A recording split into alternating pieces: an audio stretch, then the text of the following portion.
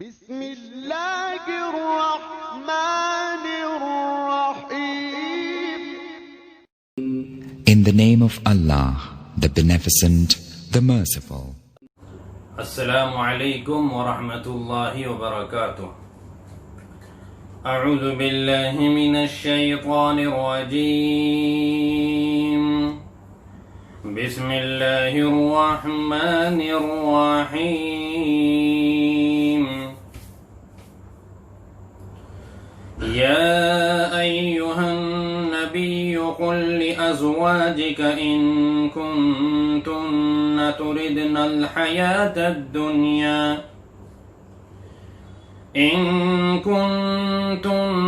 تردن الحیاة الدنیا وزینتها فتعالین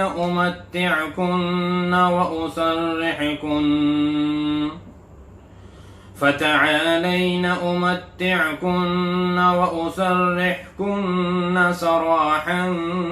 جميلا. وإن كنتن تردن الله ورسوله والدار الآخرة فإن الله أعد للمحسنات منكن أجرا عظيما. صدق اللہ العظیم.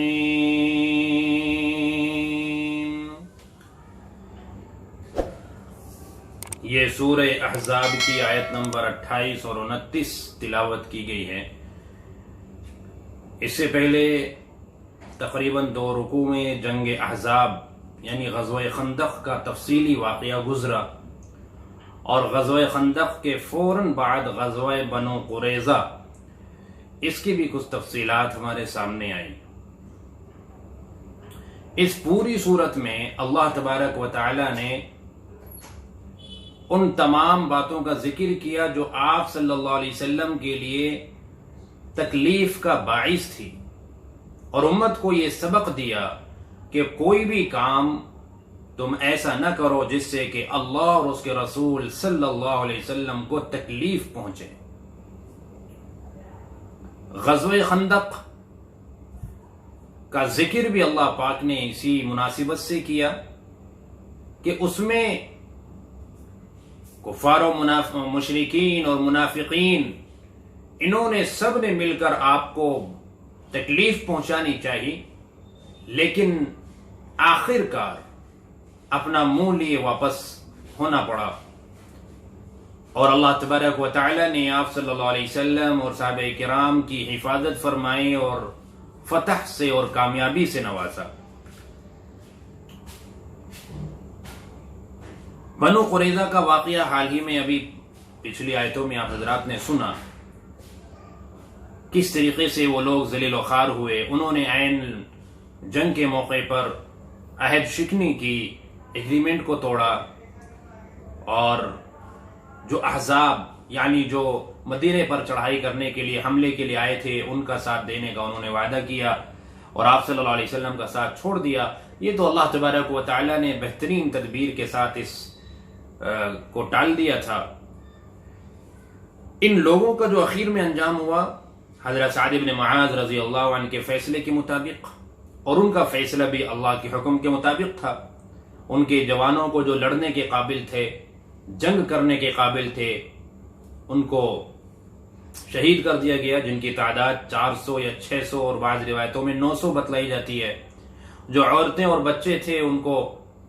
اور جو اس کے علاوہ جانور اور مال غنیمت اور ہتھیار، وہ سب چیزیں اور ان کی زمین، ان کے مکانات، وہ سب مسلمانوں کے حصے میں آئے. تو بہرحال اس جنگ کے بعد چونکہ بہت سا مال غنیمت حاصل ہوا تھا، اور مدینے کی جو قریب کی جگہ تھی بنو قریظہ کی وہ بھی ایمان والوں کے حصے میں آئی، صحابہ کرام کے حصے میں آئی. آپ صلی اللہ علیہ وسلم نے بنو قریظہ کی جگہ مہاجرین کو عنایت فرما دی تاکہ انصاری صحابہ پر جو ایک بوجھ ہے وہ ہلکا ہو جائے. تو کافی مقدار میں مال غنیمت حاصل ہوا، اور صحابہ کرام کے جو تنگ دستی کے حالات تھے وہ کسی قدر بہتر ہوئے. ان حالات کو دیکھتے ہوئے آپ کی ازواج مطہرات، آپ کی بیویوں نے آپ سے ایک مطالبہ کیا، اور یہ مطالبہ اس لیے نہیں تھا قصدن، جان بوجھ کر اس لیے نہیں تھا کہ آپ کو تکلیف پہنچانا مقصد ہے، قصدن آپ کو تکلیف پہنچانا مقصد تھا ہی نہیں، بلکہ اس خیال سے کہ اب تک جو تنگی تھی، پریشانی تھی، وہ اس وجہ سے تھی کہ کچھ تھا نہیں پاس میں، لیکن اب جب اتنا مال غنیمت آیا ہے تو اس میں سے کچھ حصہ آپ صلی اللہ علیہ وسلم نے اپنے لیے بھی روکا ہوگا، اس خیال سے کچھ مطالبہ ازواج مطہرات کر بیٹھی۔ آپ صلی اللہ علیہ وسلم کی 9 بیویاں تھیں، نکاح تو 11 کیے لیکن ایک ساتھ 9 بیویاں رہیں، تو وہ مطالبہ یہ تھا، آپ کی ازواج مطہرات نے سب نے مل کر آپ صلی اللہ علیہ وسلم سے عرض کیا کہ یا رسول اللہ صلی اللہ علیہ وسلم، قیصر و کسریٰ کی بیویاں بڑے قیمتی زیور، بڑے قیمتی لباس پہنتی ہیں، اور ہمارا حال بہت تنگی کا ہے۔ اس وقت الحمدللہ بہت مال غنیمت حاصل ہوا، مال کی فراوانی ہوئی، حالات بہتر ہوئے، آپ ہمارا بھی کچھ خرچہ بڑھا دیجیے۔ یہ آپ صلی اللہ علیہ وسلم کی بیویوں سے، آپ کی ازواج مطہرات سے جو الفاظ کہلوائے اللہ پاک نے، دراصل امت کے لیے عبرت اور سبق کے لیے ہے، ورنہ آپ کی بیویوں کا وہ اعلیٰ مقام ہے کہ آپ کی بیویاں جو نبی کے گھر میں ہوں، ان کو یہ خیال آئے، یہ بہت ہی بعید بات ہے، یعنی بہت مشکل بات ہے۔ یہ اللہ تبارک و تعالیٰ نے واقعہ رونما کرایا تاکہ امت کے لیے ایک رہنمائی ہو، امت کو ایک روشنی ملے، اور خواتین اپنے شوہروں کے گھر کس قناعت کے ساتھ اپنا وقت گزارے، خوشی کے ساتھ وقت گزارے، جو بھی روکھا سوکھا ملے شوہر کے یہاں اس کی قدر کریں، ناقدری اور ناشکری نہ کریں، وغیرہ وغیرہ، یہ تمام عبرت اور سبق کی باتیں ہمیں ملتی ہیں۔ تو بہرحال ازواج مطہرات نے یہ فرمائش کی کہ کچھ ہمارا خرچہ بڑھا دیں تو بہتر ہوگا، ہمارے حالات بھی کچھ اچھے ہو جائیں گے۔ الحمدللہ تمام ایمان والوں کے حالات اس وقت اچھے ہو گئے، لیکن ہمارا گزر بہت ہی مشکل سے ہوتا ہے، تو ہمارا کچھ خرچہ بڑھ جائے گا تو ہمارے بھی حالات اچھے ہو جائیں گے۔ یہ بات جب آپ صلی اللہ علیہ وسلم تک پہنچی، آپ کے سامنے رکھی گئی، تو آپ کو بہت ناگوار گزری اور آپ کو بہت تکلیف پہنچی اس بات سے کہ ایک نبی کی بیوی اور دنیا کا مطالبہ، دنیا کی چیزوں کا مطالبہ، ان کی نظر تو آخرت پر ہونی چاہیے، ان کی جو نظر ہے وہ تو بہت اونچی ہونی چاہیے، ان کی سوچ بہت اعلیٰ ہونی چاہیے، ان کی نظر جنت پر فوکس ہونی چاہیے کہ اللہ تبارک و تعالی اپنے محبوب صلی اللہ علیہ وسلم کی برکت سے ہمیں بھی جنت میں اعلیٰ مقام عنایت فرمائیں گے، آپ کے ساتھ جنت میں رہنا نصیب ہوگا، اور جنت کے اس حصے میں رہنا نصیب ہوگا جس حصے میں آپ رہیں گے، تو وہاں نظر ہونی چاہیے تھی۔ انہوں نے یہ کیا ایک گھٹیا اور معمولی چیز کا اور دنیا داری کا ایک مطالبہ یہ کر بیٹھی، تو آپ کو بہت یہ الفاظ ناگوار گزرے، یہ بات ناگوار گزری، تو آپ نے قسم کھا لی کہ میں 1 مہینے تک بات نہیں کروں گا کسی سے بھی۔ چنانچہ 1 مہینے تک آپ اپنی بیویوں کے پاس نہیں گئے، مسجد نبوی کے قریب ایک جگہ تھی، اسی میں آپ کا قیام رہا۔ حضرت ابو بکر صدیق رضی اللہ عنہ اور حضرت عمر بن خطاب رضی اللہ عنہ، یہ دونوں بڑے فکر مند تھے، کیونکہ ان دونوں کی بیٹیاں آپ صلی اللہ علیہ وسلم کے نکاح میں تھی، تو یہ فکر مند تھے کہ کہیں ہماری بچیاں کوئی غلطی ایسی نہ کر بیٹھے کہ وہ اپنی آخرت خراب کر لیں۔ تو ان حضرات کی یہ کوشش تھی کہ کسی طرح یہ حالات نارمل ہو جائیں۔ انہوں نے کوشش کی اور آپ صلی اللہ علیہ وسلم کی خدمت میں حاضر ہونا چاہا۔ شروع میں تو آپ نے اجازت نہیں دی، لیکن بالآخر آپ نے دونوں کو اجازت دے دی کہ ٹھیک ہے بھائی آ جائیں، آ سکتے ہیں۔ چنانچہ حضرت ابو بکر صدیق رضی اللہ عنہ، حضرت عمر، یہ دونوں کے دونوں آپ کی خدمت میں پہنچے۔ حضرت عمر رضی اللہ عنہ نے سوچا کہ میں کوئی ایسا جملہ کہوں جس سے کہ آپ صلی اللہ علیہ وسلم کے چہرے پر مسکان آ جائے، ہنسی آ جائے۔ تو حضرت عمر رضی اللہ عنہ نے ایک جملہ کہا اور کہا یا رسول اللہ صلی اللہ علیہ وسلم، اگر میری بیوی کسی دنیا کی چیز کا مطالبہ کرتی تو میں تو اس کو یہ سزا دیتا اور میں اس طرح سے اس کو تنبیہ کرتا، اس طرح کے کچھ الفاظ کہے تو آپ کے چہرے پر کچھ مسکراہٹ آئی۔ چنانچہ آپ صلی اللہ علیہ وسلم نے حضرت عمر سے کہا کہ عمر تم تو یہ کرتے، تم تو اپنی بیوی کو تنبیہ کرتے، لیکن میں کیا کروں، یہ سب کی سب بیٹھی ہیں۔ چونکہ جب ابو بکر صدیق اور حضرت عمر رضی اللہ عنہ یہ دونوں کے دونوں پہنچے تو تمام بیویاں وہاں پر بیٹھی تھی۔ آپ نے فرمایا کہ یہ سب کی سب بیٹھی ہیں، مجھ سے دنیا کی فرمائش کر رہی ہے، بتائیے میں کیا کروں ان کے ساتھ۔ چنانچہ فوراً یہ سنتے ہی ابو بکر بھی کھڑے ہوئے، حضرت عمر بھی کھڑے ہوئے اور اپنی اپنی بیٹیوں کو تنبیہ کرنے کے لیے آگے بڑھنے لگے اور سمجھانے لگے۔ حضرت عائشہ کو سمجھایا ابو بکر صدیق رضی اللہ عنہ نے، اور حضرت عمر ابن خطاب رضی اللہ عنہ نے اپنی بیٹی کو حضرت حفصہ کو سمجھایا۔ تو بہرحال اس وقت آیت کریمہ نازل ہوئی، اللہ تبارک و تعالی نے آیت نازل فرمائی، اور جب یہ آیت کریمہ نازل ہوئی آیت نمبر 28، اس واقعے کے پس منظر میں جب یہ آیت نازل ہوئی تو آپ صلی اللہ علیہ وسلم حضرت عائشہ رضی اللہ عنہ کے یہاں سب سے پہلے گئے اور حضرت عائشہ رضی اللہ عنہ سے کہا کہ عائشہ میں تمہیں ایک بات کہنا چاہتا ہوں، لیکن اس کا جواب دینے میں جلدی نہ کرنا، پہلے اپنے والدین سے مشورہ کر لینا۔ حضرت عائشہ کہنے لگی یا رسول اللہ صلی اللہ علیہ وسلم آپ تو گھر میں آ گئے، آپ نے کہا تھا میں 1 مہینے تک نہیں آؤں گا، قسم کھائی تھی آپ نے۔ تو آپ صلی اللہ علیہ وسلم نے فرمایا کہ عائشہ مہینہ 29 کا ہے اور 29 دن پورے ہو گئے، میری قسم پوری ہو گئی، مہینہ ہو چکا ہے، میں 1 مہینے کے بعد آیا ہوں۔ تو حضرت عائشہ رضی اللہ عنہ نے پوچھا کہ وہ کون سی بات آپ کہنا چاہتے ہیں؟ تو آپ صلی اللہ علیہ وسلم نے یہ آیت پڑھ کر سنائی۔ اس آیت میں اللہ نے فرمایا کہ یا ایھا النبی، اے نبی صلی اللہ علیہ وسلم، قل لازواجک، آپ اپنی بیویوں سے کہہ دیجئے،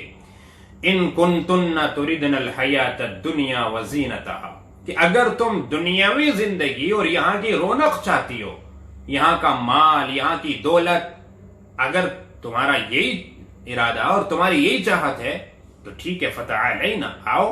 امتعکن، میں تمہیں کچھ مال دے دوں گا، لیکن اس کے ساتھ ساتھ وَأُسَرِّحْكُنَّ سَرَاحًا جَمِيلًا، میں تم کو اپنے نکاح سے باہر کر دوں گا، میں تم کو رخصت بھی کر دوں گا باعزت طریقے سے، یعنی میں تمہیں طلاق دے دوں گا۔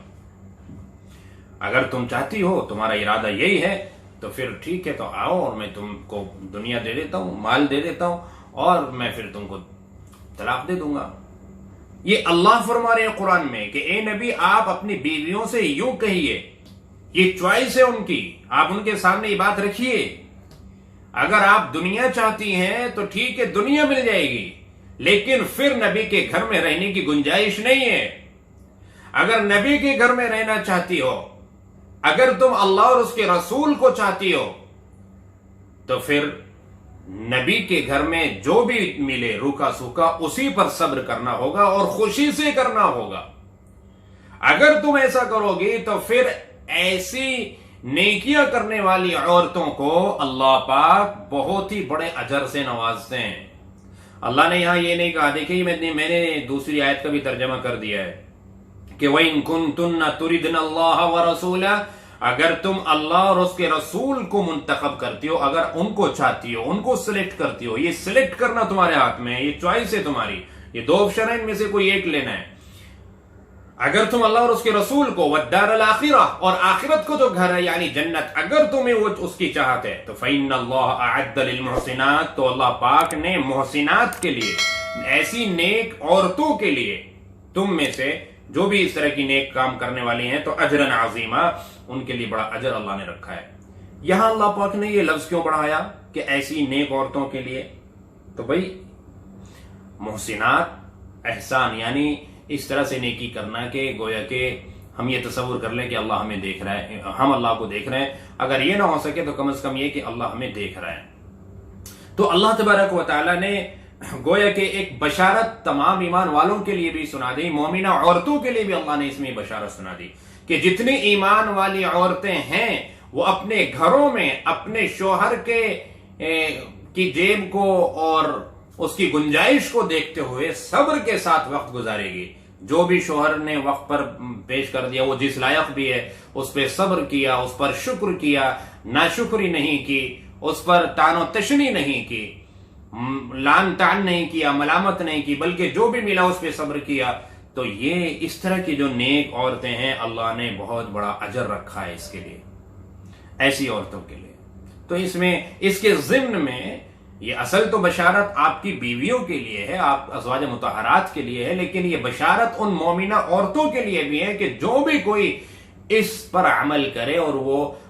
قناعت کے ساتھ زندگی گزارے۔ بہت سی خواتین ہوتی ہیں کہ شوہر کی جن کی آمدنی جتنی نہیں ہوتی اس سے زیادہ کا ان کا مطالبہ ہوتا ہے، وہ یہ نہیں دیکھتی کہ میرے شوہر کی آمدنی کتنی ہے، وہ شوہر کے مال کو بڑھانا نہیں چاہتی یا ان کے اندر صلاحیت نہیں ہوتی، بچانا نہیں چاہتی، جتنی آمدنی ہے اس سے زیادہ خرچ کرنا چاہتی ہے، اور نہ ملنے پر پھر وہ طرح طرح کی باتیں بھی بناتی ہیں۔ تو یہ اللہ تبارک و تعالیٰ کو ہرگز پسند نہیں۔ تو یہ آیت کریمہ جب حضرت عائشہ رضی اللہ عنہا نے سنی تو کہنے لگی یا رسول اللہ صلی اللہ علیہ وسلم، میں اس کے لیے اپنے والدین سے مشورہ کروں؟ میں تو اللہ اور اس کے رسول کو اختیار کرتی ہوں، میں آخرت کو اختیار کرتی ہوں، میں دنیا نہیں چاہتی، اور مجھے اس کے لیے مشورہ کرنے کی ضرورت نہیں ہے۔ چنانچہ جب حضرت عائشہ رضی اللہ عنہا نے کہا کہ ہمیں دنیا نہیں چاہیے، ہمیں تو آخرت چاہیے، تو پھر تمام بیویوں نے یہی کہا کہ یا رسول اللہ صلی اللہ علیہ وسلم، ہمیں دنیا نہیں، ہمیں تو آخرت چاہیے، اور ہمارا مقصد یہ تھا ہی نہیں کہ آپ کو اتنی تکلیف پہنچے ہماری وجہ سے، ہم نے تو بس یوں ہی کہہ دیا تھا ایمان والوں کی وسعت کو دیکھ کر، ان کی فراوانی کو دیکھ کر جو اس وقت ہے، ہمیں خیال آ گیا تھا کہ چلو کچھ ہم بھی فراوانی کا مطالبہ کریں، ہرگز ہمیں نہیں چاہیے، ہمیں تو آپ چاہیے، ہم تو آپ کے نکاح میں رہیں اس پر ہم راضی ہیں، ہم ہرگز نہیں چاہیں گے کہ آپ کے نکاح سے ہم باہر ہو جائیں اور دنیا ہمیں مل جائے، نہیں، ہم تو اللہ اور اس کے رسول کو چاہتے ہیں اور آخرت کو چاہتے ہیں۔ تو یہ اصل چیز ہے، عورتوں کو، خواتین کو یہ مزاج بنانے کی ضرورت ہے، اس میں ہمارے لیے عبرت اور سبق ہے۔ تو اس مناسبت سے اللہ تبارک و تعالیٰ نے یہ 2 آیات نازل فرمائیں۔ مزید آپ صلی اللہ علیہ وسلم کے ازواج مطہرات کے تعلق سے آئندہ آیتیں ہیں، انشاءاللہ اس کا ذکر آئندہ ہوگا۔ اللہ ہمیں عمل کی توفیق عطا فرمائے۔ السلام علیکم۔